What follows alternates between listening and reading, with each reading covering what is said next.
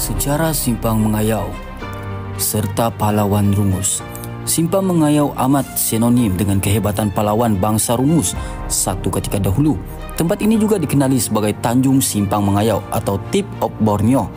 Apapun nama tempat ini sekarang, nama sebenar tempat ini ialah Sampang Mengazau, yaitu dari bahasa Rungus yang bermaksud tempat bertemunya para pahlawan Rungus dan pahlawan dari etnik-etnik bangsa yang lain, di mana mereka secara beramai-ramai bertempur menentang lanun-lanun pada ketika itu.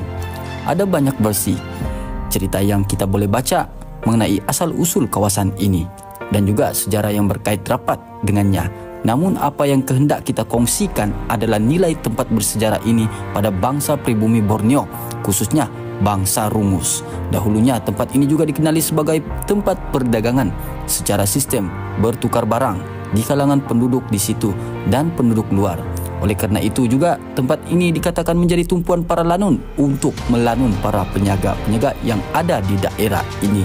Oleh karena aktiviti-aktiviti melanun semakin giat di kawasan itu, maka datanglah para pahlawan-pahlawan dari pelbagai tempat, termasuk yang berasal dari Mendau Kota Merudu, bersama-sama ramai pahlawan Rungus yang mampu berjalan di atas air, gaib, melompat dengan tinggi, jauh sepantas teriakannya, dan banyak lagi. Alkisah mengikut cerita lisan bahawa ketika pertempuran perairan pesisir pantai menjadi merah disebabkan darah yang terlalu banyak tumpah ke laut, banyak kepala lanun dipenggal oleh pahlawan-pahlawan di situ sebagai pinggat kemenangan yang harus dibanggakan mereka dengan menggantungkan kepala-kepala musuh di tiang-tiang rumah dan juga dinding rumah. Antara pahlawan-pahlawan Rungus yang amat digeruni ketika itu ialah Aki Palaban, Aki Suk, Aki Rungsud, Aki Kulindud, Aki Ampil, Aki Lingap, Aki Bagu, Aki Kolobon, Aki Tumanggung Korantud, Aki Sagunting.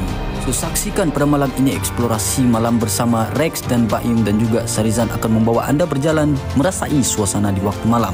Ingat, seram di waktu siang tetapi lebih seram di waktu malam. Stay tune bersama dengan kami, tim Tres Amigos. Assalamualaikum, bye-bye.